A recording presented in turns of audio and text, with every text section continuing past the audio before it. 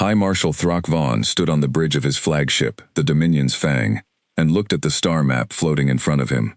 A small blue dot glowed near the edge of the display. That dot was Earth. He had waited a long time for this day. "Show me the report again," he said. His voice was low and rough, like stones grinding together. A junior officer, a thin Kryzik named Vesthal, stepped forward and touched the console. Words and numbers filled the air above the map. "Hi, Marshal. Our last inspection was 6 months ago. The humans have 12 patrol boats. No warships. No shipyards beyond their moon station. Their treaty forbids anything more." Throck Vaughn smiled. It was not a kind smile. 68 years ago, we broke their fleet at Ashfall. We took their pride and left them nothing but old bones and empty promises. Now their world is ripe again, and no one will stop us from taking it. Around him, other officers nodded. The Kryzik Dominion had grown large by doing exactly this. They found weak worlds with resources and people, but without the ships to defend them, and they took what they wanted. Earth had been marked as weak for a long time. The treaty inspectors always found the same thing: a handful of old boats, a tired defense fleet, and a species that seemed to have given up fighting. "Send the order to the fleet," Throck Vaughn said. "We move within the week. Full battle group, 200 warships. I want no mistakes this time." Vesthal hesitated. "Full battle group, High Marshal? For 12 patrol boats?" Throck Vaughn turned his head slowly. "The humans surprised us once, a long time ago, before the war truly started. I will not underestimate them again, even if they are as weak as the reports say. We go in with everything, and we finish this quickly. No prisoners taken except workers. No mercy shown to their military. This time, Earth belongs to the Dominion forever." Vesthal bowed and left to send the order. Far away, on the other side of the solar system, a very different meeting was happening. Deep under the ice of Titan, Saturn's largest moon, there was a place that did not appear on any Dominion star chart. From the outside, sensors would only see mining drones and cargo haulers moving slowly between ice fields. This was what the Kryzik inspectors had always seen too, every time they came to check on Earth's treaty compliance. Mining, nothing more. But under the ice, in caverns carved out over decades, something else was growing. Admiral Elena Voss walked along a metal platform high above a massive hangar. Below her, hundreds of workers in exosuits moved around the hull of a ship. It was not small. It was not a patrol boat. It was a warship, sleek and dark, built from alloys that no Dominion sensor had ever scanned before. "Report," she said into her comm. A voice answered, calm and steady. It belonged to Dr. Amara Chen, the chief engineer of the entire secret shipbuilding program. "Hammerhead-class ship number 112. Just finished its final hull weld, Admiral. That brings us to 112 warships ready for service, with 18 more still in the yards." Elena allowed herself a small, tired smile. 112 warships. 68 years ago, after the HFY War, Earth had been left with almost nothing. The Dominion had burned most of humanity's fleet in 3 days of fighting. Earth's leaders had been forced to sign the Treaty of Ceres, a document that said humanity could keep only a token defense force, watched closely by inspectors from 3 different alien powers. Most people alive today only knew the official story. Humanity had lost the war. Humanity had accepted peace. Humanity had no real fleet anymore. That was the story told to school children. That was the story told to the inspectors. It was even mostly true, in the parts of Earth's system that outsiders were allowed to see. But not here. Not under the ice of Titan, or in the hidden yards near Neptune, or inside the asteroid belt stations that showed up on no map. Here, for 68 years, humanity had been quietly building something the Dominion did not know existed. "How long until the drive systems are tested on the new ships?" Elena asked. 2 weeks, if we push the schedule," Amara said. "The new engines are faster than anything the Dominion uses. We reverse-engineered pieces of their tech from wrecks after Ashfall, but our people improved on it. I still don't fully understand why nobody else has thought of combining a plasma core with a folded field drive. It should have been obvious. Because most species don't lose everything, and then spend 7 decades trying to make sure it never happens again," Elena said quietly. Amara didn't answer right away. She had been a small child during the HFY War. She remembered the sirens. She remembered her mother pulling her into a shelter while the sky burned orange above their city. Almost everyone working in these hidden shipyards had a story like that. It was why they worked so hard, and why they kept the secret so well. 2 weeks, Elena said again. I hope we have that long. On Ceres Station, in the heart of the asteroid belt, Ambassador Ulysses Wren sat across a table from a Dominion inspection officer. The room was cold, the light was harsh, and the officer's translator device gave his words a flat, mechanical tone, even though his real voice was full of contempt. Your treaty compliance report is due for renewal, the officer said. We have noted increased mining activity around your outer moons. Explain this. Ulysses kept her face calm. She had done this dance many times before. Earth's economy depends on resource extraction from the outer system. Mining activity has always been part of our permitted operations under Article 9 of the treaty. Your mining activity has tripled in the last decade. Our population has grown. Our need for resources has grown with it. This was not exactly a lie. It was simply not the whole truth. The officer studied her for a long moment. Dominion inspectors were trained to look for signs of rebuilding, for any hint that Earth was breaking its treaty limits. But they were looking in the wrong places, checking the wrong numbers, trusting old assumptions about a species they believed had been broken 68 years ago and had stayed broken ever since. Very well, the officer said at last. Your compliance is noted. I will file my report. He stood and left without another word. Ulysses waited until the door closed behind him before she let out a slow breath. Then she opened a secure channel on her personal device and sent a short message, encrypted in a code that changed every single day. Inspection complete. No red flags. But something feels wrong. Dominion supply ships have been gathering near their border for weeks. Recommend increased readiness. She sent the message to a single address, one that officially did not exist. It went straight to Admiral Elena Voss. 3 days later, Elena received a very different kind of message. This one did not come from a human source. It came from a small, fast courier ship that dropped out of warp near one of Earth's hidden listening posts on the far side of Neptune. The ship belonged to the Veyron, a species of tall, feathered traders who had no love for the Dominion. The Veyron had been conquered by the Dominion 2 centuries ago and forced to serve as scouts, translators, and cargo haulers within Dominion space. Some of them had quietly become friends of Earth over the years, trading information in exchange for medicine and technology that the Dominion refused to share with lesser races, as they called them. The courier pilot, a Veyron named Sket Ora, delivered the message in person to a small human outpost. His feathers were ruffled with nervous energy as he spoke through his translator. 200 warships, he said. The Dominion is sending 200 warships to your world. High Marshal Throck Vaughn commands them himself. They believe you have 12 patrol boats and nothing else. They plan to burn any resistance and take your planet for the Dominion, this time forever. No treaty, no mercy. I heard this from a supply officer who owed me a debt. I came as fast as I could. The human officer at the outpost, a young lieutenant named David Osei, felt his stomach drop. When do they arrive? 8 days. Maybe 7, if the weather in deep space favors them. Sket Ora tilted his head, a Veyron gesture that meant something like worry. I do not understand why you are not more afraid.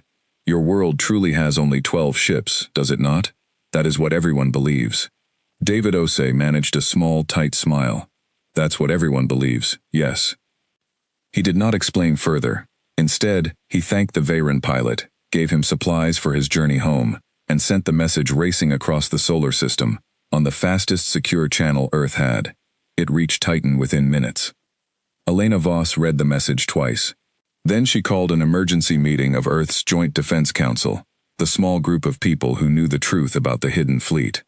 They gathered in a secure room, deep under Titan's ice, a room with no windows, and no way for any outside signal to enter or leave, except through triple encrypted channels.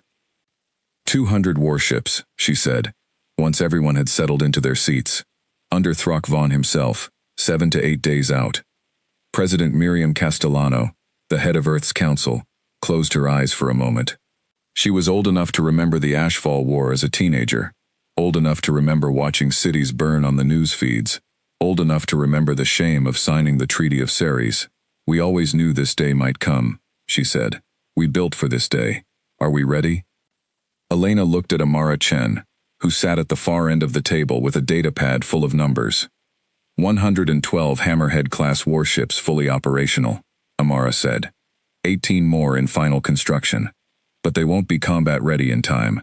We also have the older Sentinel-class defense platforms around Earth and Mars, plus the training squadrons. If we commit everything, we can field roughly 130 warships against their 200. They outnumber us, said General Okafor, the head of ground forces, who rarely spoke in these meetings but always listened closely. They outnumber us in ship count, Elena said, but our ships are faster, our weapons are stronger for their size, and we have something they've never had to fight before. 70 years of planning exactly how to beat a Dominion battle fleet. They think they're facing 12 patrol boats. We know exactly how they fight, because we've studied nothing else since Ashfall. The room was quiet for a moment. Then President Castellano spoke again, her voice steady despite everything. This is the moment we've prepared for, whether we wanted it or not. Admiral, I'm giving you full authority. Mobilize the fleet. Bring our people home to defend their world. Elena nodded slowly. 68 years of secrecy. 68 years of quiet work in the dark under the ice, all building toward this single moment. Yes, Madam President. She stood, and the others stood with her. As the meeting ended, Elena walked to a window that looked out over the great hangar below, where rows of Hammerhead-class warships sat waiting in the dark like sleeping giants. Soon, very soon, they would wake up. She thought of her father, who had died in the first hour of the Ashfall War, commanding one of the old ships that never stood a chance against the Dominion's first attack. She thought of all the people who had grown up in the shadow of that defeat, who had spent their whole lives working toward this one moment, without ever being sure it would come. Wake the fleet, she said quietly to herself. It's time. Far above, in the black of space, the Dominion battle fleet began its long journey toward a small blue world that its commanders believed had no more warships left to fight with. They had no idea what was waiting for them. The Dominion fleet moved through deep space like a slow, dark storm. 200 warships flew in a wide formation, their hulls painted with the deep red markings of the Dominion military. At the center of the formation flew the Dominion's Fang, High Marshal Throck Vaughn's flagship, 3 kilometers long and bristling with weapons. Throck Vaughn spent most of his days on the bridge, watching the star map slowly shift as his fleet crossed the distance to Earth's solar system. He liked to imagine the moment his ships would arrive in Earth's sky, the moment humanity would finally understand that resistance had always been pointless. High Marshal, Vesthal said one day, approaching the command chair carefully. We have a report from one of our forward scouts. Go on. The scout ship Emberclaw was patrolling near what your charts label the Kuiper Belt, on the outer edge of the human system. It picked up unusual sensor readings, something large moving through the ice fields. The scout tried to get a closer look and lost contact. Throck Vaughn frowned. Lost contact how? Communications simply stopped, High Marshal. No distress signal. No wreckage found by the following patrol. For a moment, Throck Vaughn felt something he had not felt in a long time. Doubt. He remembered Ashfall, 68 years ago, when the first Dominion scouts to reach Earth's system had also vanished without explanation, right before humanity's fleet had struck the first brutal blow of that war. It had taken years of hard fighting after that surprise to finally break humanity's strength. But that was a lifetime ago. Earth had been crushed since then. Every inspection for decades had confirmed it. 12 patrol boats, no shipyards, no secret fleet. He told himself the missing scout was probably just a mechanical failure, or perhaps pirates, or debris in the ice fields that had damaged the ship by accident. Send 2 more scouts to that location, he said, and increase our fleet's alert status. I want no more surprises. Yes, High Marshal. Throck Vaughn settled back into his chair, but the doubt did not fully leave him. He had fought in the Ashfall War as a young officer. He remembered how humanity had surprised the Dominion once before, with weapons and tactics nobody expected from such a young species. He told himself it would not happen again. He told himself the reports were accurate. Still, a small, cold feeling stayed with him, as the fleet continued its journey toward Earth. Under the ice of Titan, the hidden shipyards were no longer quiet. Alarms had been sounding gently for 2 days, not the harsh emergency alarms of a real attack, but the steady, urgent tone that meant mobilize now, time is short. Thousands of workers moved through the tunnels and hangars, checking systems, loading weapons, running final tests on the newest ships. Captain Marcus Reyes stood in the cockpit of his ship, the Resolute, one of the newest Hammerhead-class warships, and Elena Voss's chosen flagship for the coming battle. He was 34 years old, broad-shouldered, with a scar along his jaw from a training accident years ago. He had spent his entire adult life training for a war he had been told might never come. "Systems check," he said to his crew. "Weapons online," said his weapons officer, a sharp young woman named Priya Nair. "Plasma cannons at full charge. Missile bays loaded and ready." "Engines online," said his pilot, a quiet man named Jonas Webb. "Folded field drive tested and stable. We can hit 90% of light speed in under 4 minutes if we need to run, or close that gap on an enemy in half that time." "Shields online," said his defense officer. "New adaptive plating holding steady at 100%. Marcus nodded, feeling a strange mix of pride and fear settle in his chest. This ship, and 111 others just like it, represented 70 years of secret work, by millions of people who had never given up, even when the rest of the galaxy believed Earth was finished. He thought about his grandmother, who used to tell him stories about the HFY War when he was a boy. She had lost her brother in that war. She used to say, "They took everything from us once, Marcus. They will never get the chance to do it again." He hadn't fully understood what she meant until he grew older and learned the truth about the hidden fleet. Now he understood completely. "Admiral Voss is requesting a full briefing in 20 minutes, said his communications officer. "All ship captains, all senior officers." "Copy that," Marcus said. "Let's go hear the plan." The briefing room deep under Titan's ice was packed with officers, more people than Elena Voss had ever addressed at once in this secret facility. A massive holographic display floated above the center of the room, showing the projected path of the Dominion fleet as it crossed the outer solar system. "They will reach the asteroid belt in approximately 4 days, Elena said, her voice carrying easily across the silent room. "From there, based on standard Dominion attack patterns, they will likely split into 2 groups. One larger group will move directly toward Earth and Mars, expecting no serious resistance. A smaller group will probably peel off to secure the outer colonies and mining stations, cutting off any chance of retreat or reinforcement." She gestured, and the hologram shifted to show 2 lines splitting apart, one heading toward Earth, one curving toward the asteroid belt colonies. "Our plan uses their own confidence against them," Elena continued. "The Dominion believes we have 12 patrol boats. We are going to let them keep believing that for as long as possible. Our fleet will remain hidden here at Titan, and at our secondary base near Neptune, until the enemy fleet is fully committed to their approach. Then, and only then, we reveal ourselves." A murmur passed through the room. Marcus Reyes leaned forward in his seat. "Why wait?" asked one of the younger captains. "Why not strike them while they're still spread out crossing the belt?" "Because surprise is worth more than early advantage," Elena said. "If we strike too soon, they will fall back, regroup, and call for reinforcements from Dominion territory. It could take months, maybe years, but eventually they would return with a much larger force, and next time they would know exactly what they are facing. We have one chance to end this decisively. We need them fully committed, close to Earth, with no easy path to retreat and warn their superiors. That is when we strike, with everything we have, all at once." Dr. Amara Chen stood and activated a second display, showing details of the Hammerhead-class warship and its weapons systems. "For those of you who haven't worked directly with the new ships, I want to walk through a few key advantages. Our folded field drives let us move faster than anything in the Dominion fleet, both in open space and in combat maneuvering. Our plasma weapons use a design based on captured Dominion tech, but improved with human engineering, giving us roughly 30% more punch per shot. And our adaptive shielding can shift its resonance frequency in real time, which means the Dominion's standard targeting systems, built to counter shields that don't change, will struggle to get a clean hit on us. In simple terms," Elena said, "we are faster, we hit harder, and we're much harder to hit." What we lack in ship count, we make up for in quality and in surprise. General Okafor spoke next, his deep voice steady and calm. Ground and orbital defenses around Earth and Mars are on full alert.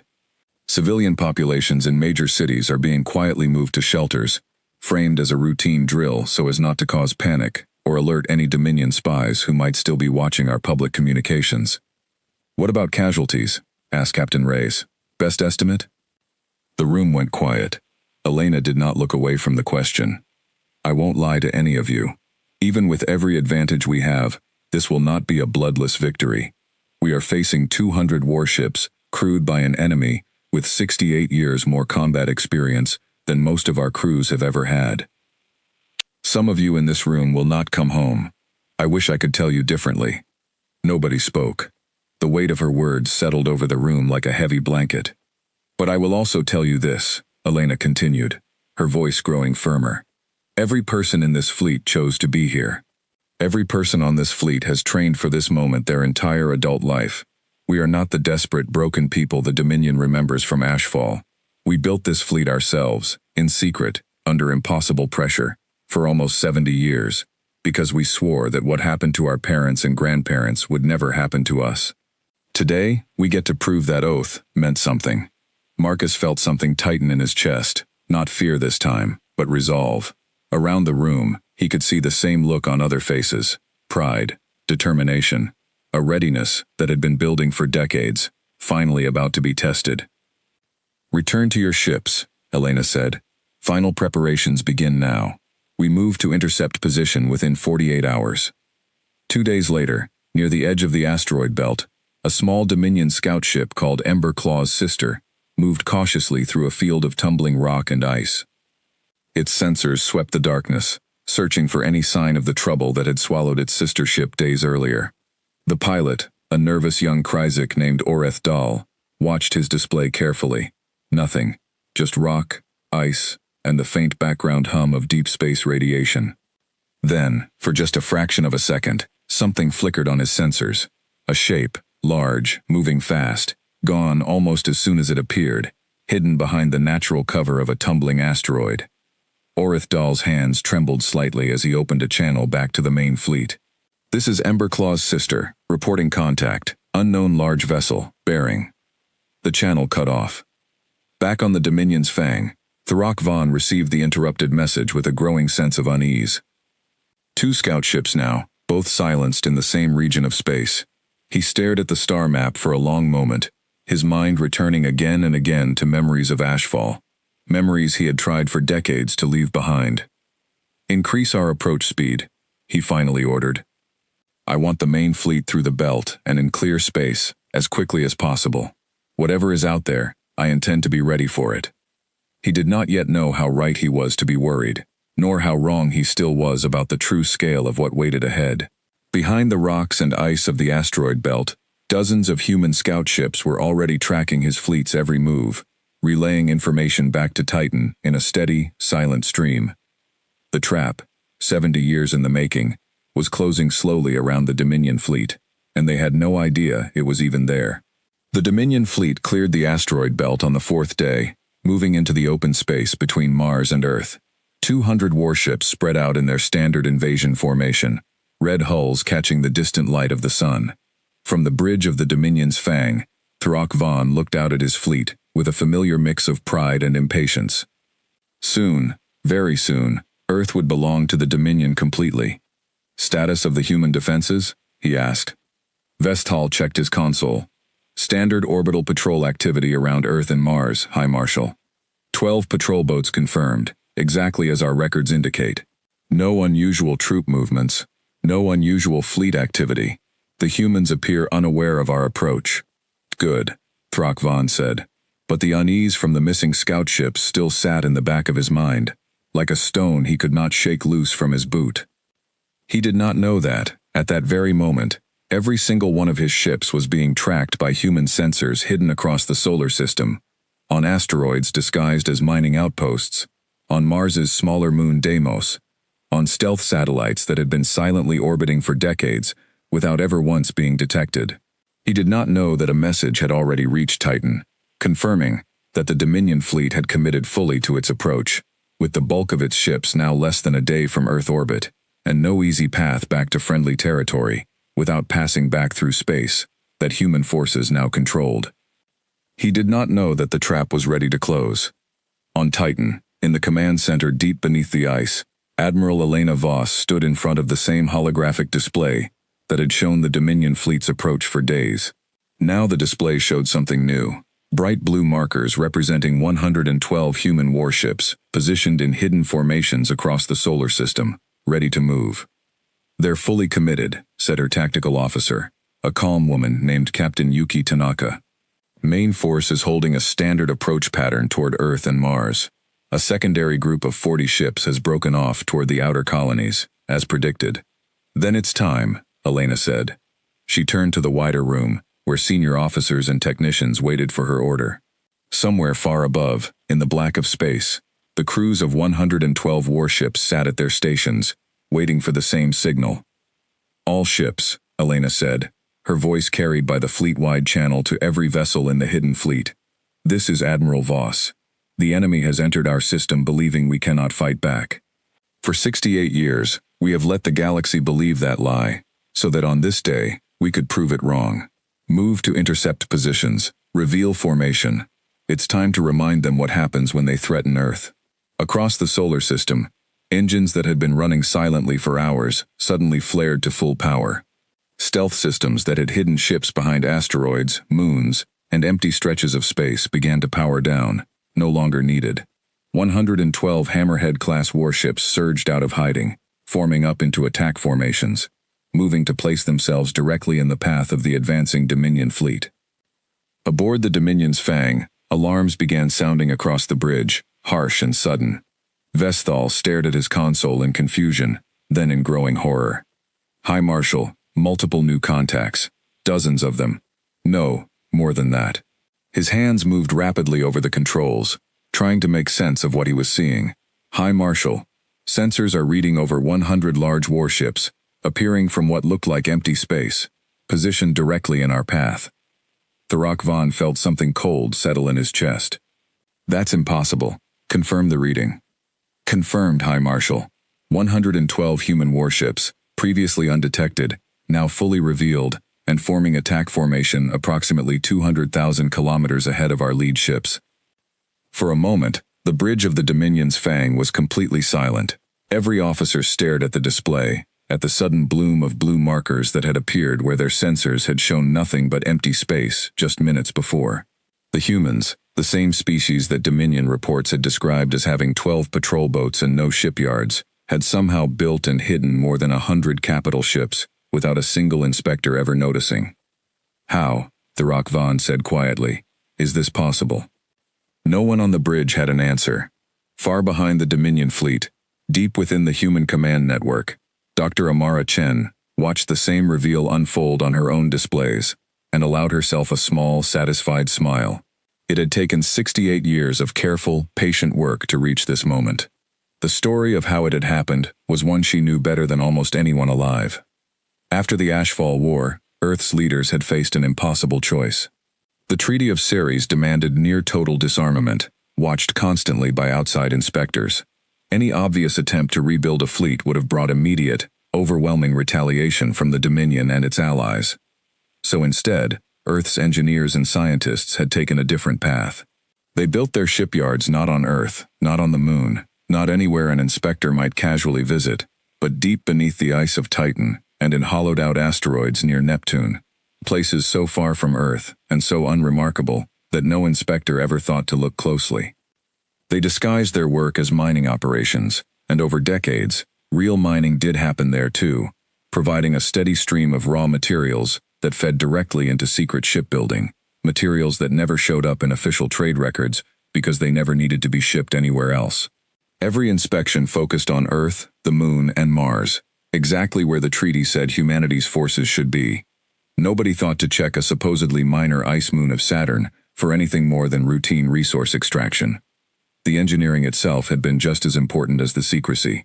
After Ashfall, human scientists had studied every piece of wreckage from Dominion ships they could recover, learning everything possible about alien weapons, shielding, and propulsion systems. But rather than simply copying what they found, human engineers pushed further, combining alien technology with new human ideas nobody else in the galaxy had tried. The folded field drive, the adaptive shielding, the improved plasma cannons, all of it came from generations of quiet, determined innovation, carried out by people who had grown up hearing stories about the day Earth had almost lost everything, and had sworn it would never happen again. Every worker in those hidden shipyards had understood the stakes. Every engineer, every pilot, every soldier training in secret simulators had known that this day might come, the day the fleet would finally be needed. Now, after nearly 70 years, that day had arrived, and the fleet they had built together stood revealed among the stars, exactly where the Dominion least expected it. On the bridge of the Dominion's fang, Tharok Vaughn forced himself to think clearly through the shock. "Options," he demanded. "Give me options." "We could withdraw, High Marshal," Vesthal said carefully. "Regroup at the edge of the system. Call for reinforcements." "No." Tharok Vaughn's voice was sharp. 68 years ago, he had been a young officer watching the first Ashfall battle from a support ship, too far away to help, forced to watch humanity's older, weaker fleet somehow bloody the Dominion's nose before finally being crushed. He had spent his entire career since then rising through the ranks, promising himself that if he ever led an invasion of Earth, it would be swift, total, and final. He would not now retreat before a single shot had even been fired, not against a fleet that, however unexpected, was still smaller than his own. "We still outnumber them nearly 2-1, he said, forcing his voice to remain steady for the sake of his officers. "Whatever tricks they have prepared, we have faced surprises from this species before, and still won the war. Signal the fleet. Full attack formation. We will break through their line and continue to Earth exactly as planned. Do not let this deception shake your resolve." Across the Dominion fleet, 200 warships began shifting into a tighter, more aggressive attack formation, weapons charging, shields raising to full strength. Ahead of them, the human fleet held its position, 112 ships standing between the Dominion and the world they had come to conquer. Aboard the Resolute, Captain Marcus Reyes watched the Dominion formation tighten on his display and felt his pulse quicken. This was the moment everything had been building toward, not just for him, but for his parents' generation, and their parents before them. "They're not retreating," said Priya Nair from her weapons station. "No," Marcus agreed. "I didn't really expect them to. Pride like that doesn't just disappear because we surprised them once." His comm crackled, carrying Admiral Voss's voice to every ship in the fleet. "All ships. This is Admiral Voss. The enemy has chosen to fight rather than withdraw. We expected as much. Hold formation. Let them come to us. Remember your training. Remember your ships. And remember why we built them in the first place. For Earth. For everyone who never gave up hope that this day would come." Marcus took a slow breath, steadying himself. Around him, his crew moved through their final checks with quiet efficiency, the same calm focus they had practiced together for years. "All weapons charged," Priya reported. "Shields at full adaptive strength. Engines ready for immediate maneuver." "Then we're ready," Marcus said. On the main display, the gap between the two fleets continued to close. The Dominion's 200 warships bearing down on Earth's hidden fleet, finally revealed after nearly 7 decades in the shadows. Behind them both, far in the distance, Earth turned quietly on its axis, unaware for now of just how close the coming battle would come to deciding its fate forever. The two fleets closed the final distance in silence, weapons armed, crews braced, everything they had built and trained for, finally about to be tested. Then, without warning, the first shots tore through the darkness of space, and the battle for Earth truly began. The first Dominion volley lit up the darkness like a wave of red fire, hundreds of plasma bolts streaking across the gap between the two fleets. Aboard the Resolute, Marcus Reyes gripped the arms of his command chair as the ship shuddered under the impact of enemy fire against its shields. "Shields holding at 94%, his defense officer called out. "Adaptive plating is working exactly as designed. Their targeting systems can't get a clean lock on our shield frequency. Return fire," Marcus ordered. "Concentrate on their lead cruisers, same as we trained." Priya Nair's hands moved swiftly across her console, and a moment later, the Resolute's plasma cannons answered the Dominion barrage. Human weapons technology, improved from captured Dominion tech, but pushed further by 70 years of quiet innovation, tore into the enemy formation with more force than the Dominion gunners had ever faced from this species before.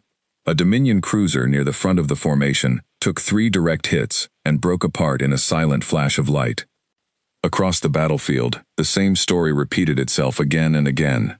Human ships, smaller in number but faster and better shielded, darted through the Dominion formation, striking hard and pulling back before the enemy could bring their full firepower to bear. The folded field drives gave human pilots an edge in maneuverability that Dominion pilots simply could not match, allowing Earth ships to slip past incoming fire and land their own shots with much greater accuracy. On the Dominion's Fang, Throck Vaughn watched the opening minutes of the battle with growing alarm. "Ship losses?" he demanded. "7 cruisers destroyed, High Marshal," Vestal reported, his voice tight with barely controlled fear. 12 more damaged. Human losses appear to be 2 ships so far. Throck Vaughn's claws dug into the arms of his command chair. 7 ships lost in the opening exchange, against only 2 of the enemies.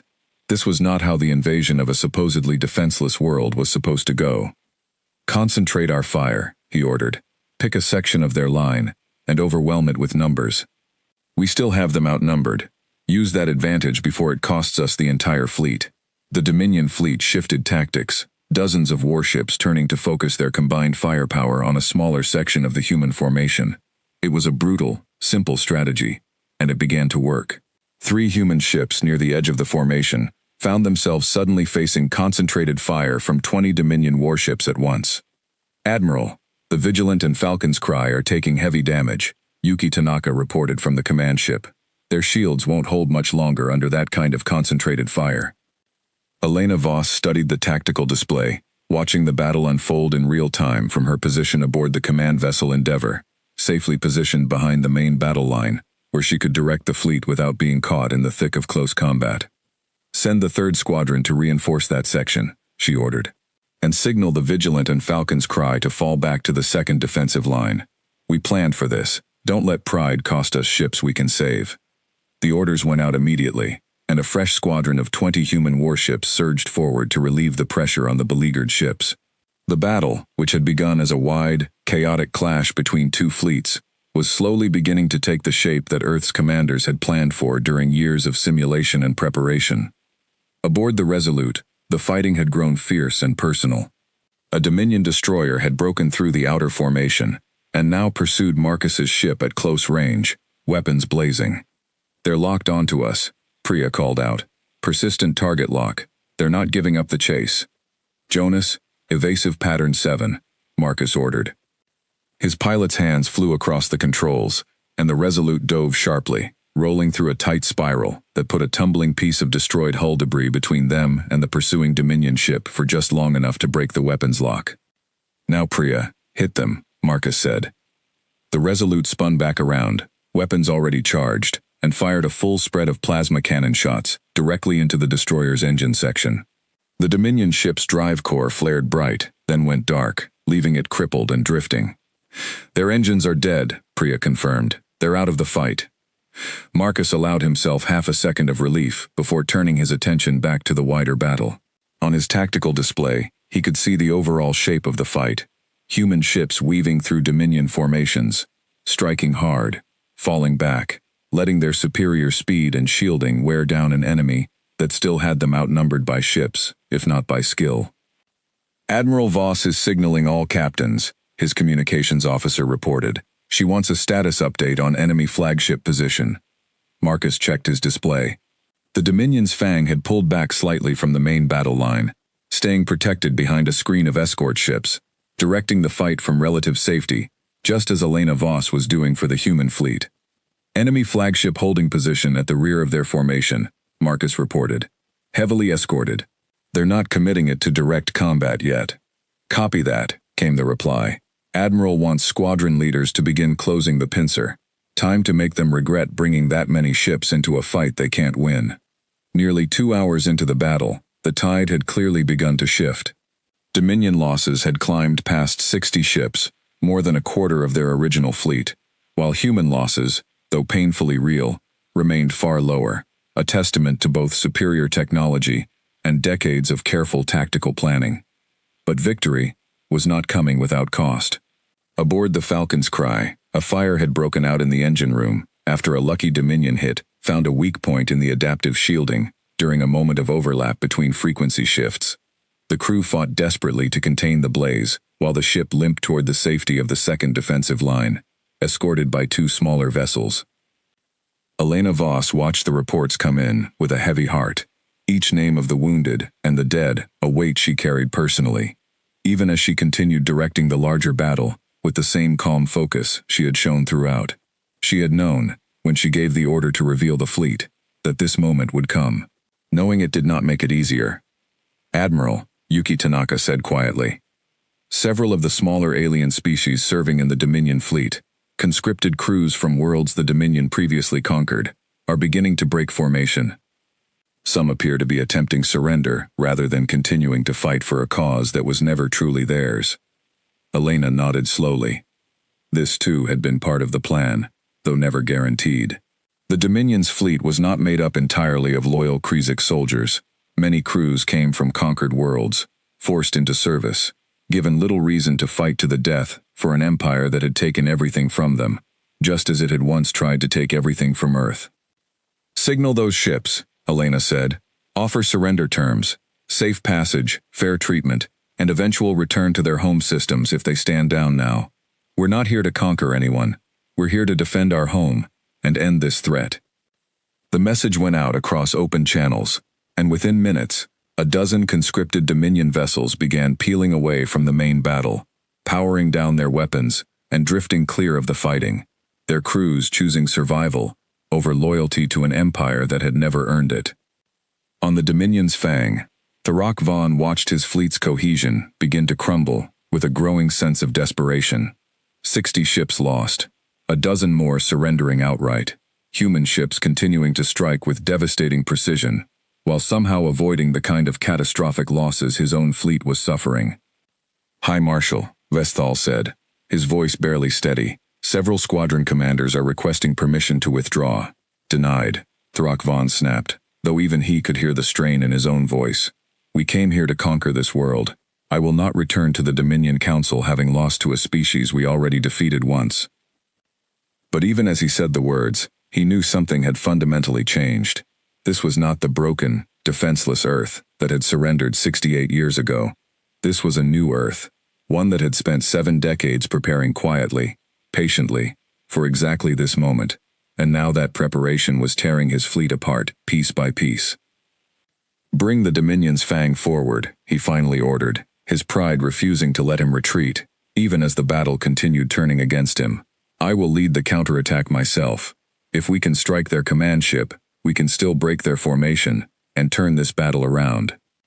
The massive flagship surged forward, its powerful weapons beginning to charge for a devastating assault aimed directly at the heart of the human fleet, where Admiral Elena Voss's command ship Endeavour held its position, directing the battle that would decide the fate of 2 worlds. The Dominion's Fang tore through the battlefield, its escort ships forming a tight shield around it as it drove directly toward the Endeavour, Admiral Elena Voss's command ship. Tharak Vaughn stood at the front of his bridge, watching the human command vessel grow larger on his display, his mind fixed on a single desperate plan: kill the enemy commander, break the human fleet's coordination, and still salvage victory from a battle that was slipping away from him. "Admiral, the enemy flagship is breaking through our secondary line," Yuki Tanaka reported, her voice tight with urgency. "They're moving directly toward us. Estimated intercept in 6 minutes." Elena Voss studied the display calmly, watching the Dominion's Fang and its escort of 30 ships cutting a path through the battle. She had expected something like this. A commander like Tharak Vaughn, proud and desperate, would eventually gamble everything on one bold strike. "Signal the 3rd and 5th squadrons," she said. "Converge on our position immediately. And signal Captain Reyes. I want the Resolute leading the intercept." Aboard the Resolute, Marcus Reyes received the order and felt his pulse quicken, with a mix of fear and fierce determination. "You heard the Admiral," he said to his crew. "We're going to stop that flagship before it reaches the Endeavour. Jonas, best intercept course, now." The Resolute broke away from its current engagement and streaked across the battlefield, joined quickly by a dozen other human warships answering the same call. Ahead of them, the Dominion's Fang continued its charge, weapons already beginning to power up for a devastating opening strike against the human command ship. Range to target, 300,000 kilometers and closing, Priya reported. They'll be in firing range of the Endeavour in 90 seconds if nobody stops them. Then let's stop them, Marcus said. The Resolute and its escort squadron cut across the flagship's path, weapons opening fire at extreme range, forcing the Dominion's Fang's escort ships to break formation and respond to the sudden threat. It was not enough to stop the massive flagship entirely, but it bought precious seconds. Seconds that mattered enormously in the chaos of battle. They're diverting some of their escorts to deal with us, Priya reported. But the flagship itself is still on course for the Endeavour. Then we go through the escorts, Marcus said grimly. Full attack. Don't let up. Aboard the Endeavour, Elena Voss watched the desperate fight unfolding around her ship with steady focus, refusing to let fear cloud her judgment, even as the massive Dominion flagship drew closer. Admiral, shall we withdraw to a safer position? Yuki Tanaka asked. No, Elena said firmly. If I run, our formation loses its anchor point, and the whole fleet's coordination suffers. We hold position and trust our people to do their jobs. She thought of her father in that moment, the man who had died 68 years ago commanding an old, outmatched ship against the first wave of the Ashfall invasion. He had never had a chance, not really, not against a Dominion fleet that outclassed humanity's old technology in every way. But Elena was not fighting with old technology, and she was not fighting alone. She had a fleet built from 70 years of quiet, determined preparation, and she trusted every person serving in it completely. Enemy flagship entering weapons range, Yuki reported. 60 seconds.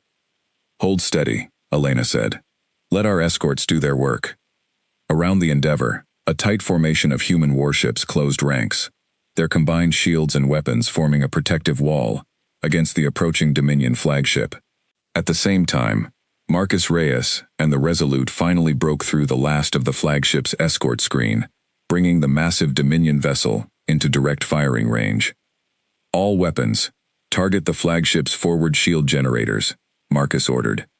If we can knock those down, our torpedoes can do real damage. The Resolute unleashed a full spread of plasma fire directly at the Dominion's Fang's forward shields, joined a moment later by a dozen other human ships converging on the same target. The massive flagship's shields flared bright, straining under the combined assault, then finally buckled and failed along its forward section. Shields down on their forward arc, Priya reported. Torpedo bays, fire everything we've got. A spread of heavy torpedoes streaked toward the crippled Dominion flagship, slamming into its exposed hull with devastating force. Explosions bloomed along the length of the Dominion's Fang, and the massive ship shuddered violently, several of its weapon batteries going dark as internal systems failed under the damage. On the bridge of the stricken flagship, Throck Vaughn gripped his command chair as alarms blared around him and smoke began filling parts of the ship. Damage report, he demanded. Forward shields destroyed, High Marshal. Primary weapons array offline. We've lost engine power on our port side. We cannot continue the attack run. Throck Vaughn stared at the display, watching his once mighty flagship reduced to a crippled hulk, surrounded by human warships that continued to pour fire into his failing defenses. Around his ship, the wider battle told the same story. Dozens of Dominion vessels destroyed or disabled, more surrendering by the minute. The invasion he had promised his superiors would be swift and total, instead collapsing into a humiliating defeat.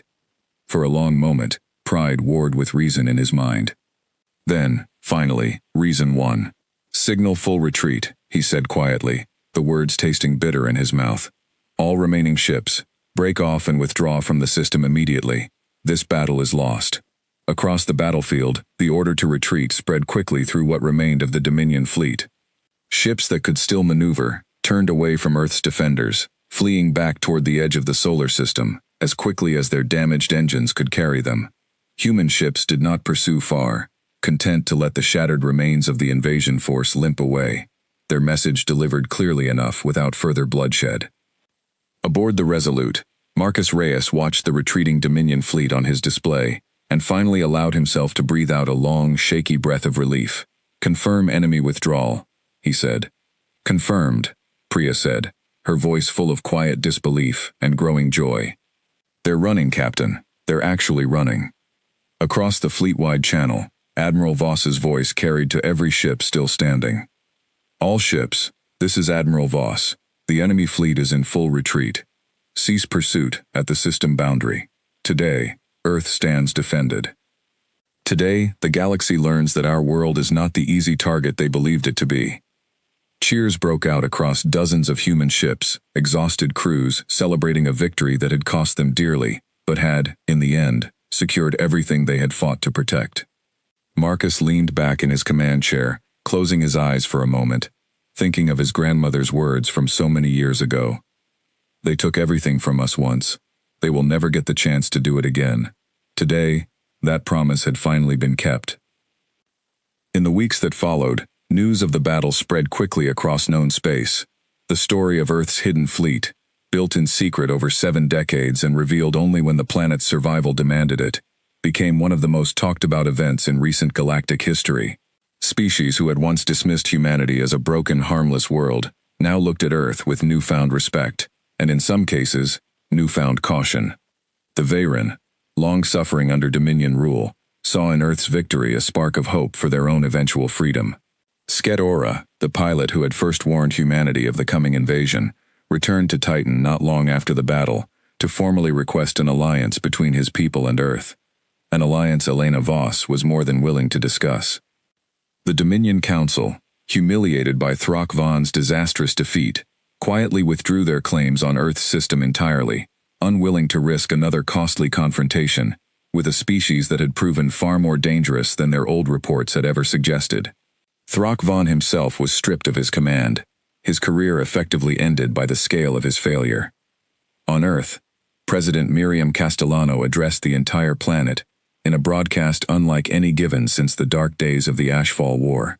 She spoke openly, for the first time, about the fleet that had been quietly built beneath the ice of Titan for nearly 70 years, about the sacrifices made by generations of engineers, workers, and soldiers who had never given up hope, even when the rest of the galaxy believed Earth had nothing left to fight with. They thought we had no more warships, she said, her voice carrying across every screen and speaker on the planet. They were wrong, and now the whole galaxy knows it. Standing on the observation deck of the Endeavour, looking out at the stars where her fleet still held its watch, Admiral Elena Voss allowed herself, finally, a genuine smile. The war was not truly over, not forever, not in a galaxy as large and dangerous as the one humanity now stood revealed within. But for the first time in nearly 70 years, Earth did not stand alone in the dark, hoping quietly that no one would notice its weakness. Now, the stars themselves knew the truth. Earth had warships. Earth had never truly stopped preparing. And Earth, at long last, was ready to take its rightful place among the stars, not as a broken, defeated world, but as a power that any enemy would think twice before ever challenging again.